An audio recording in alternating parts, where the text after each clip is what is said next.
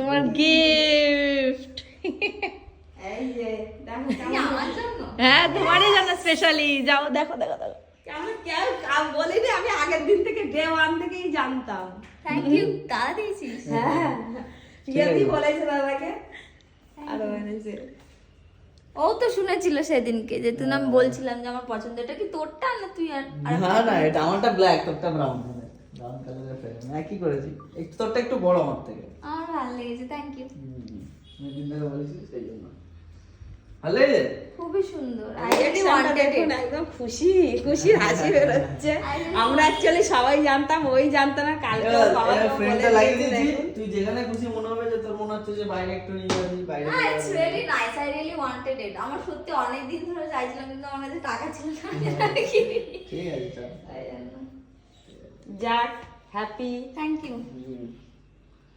ঠিক আছে।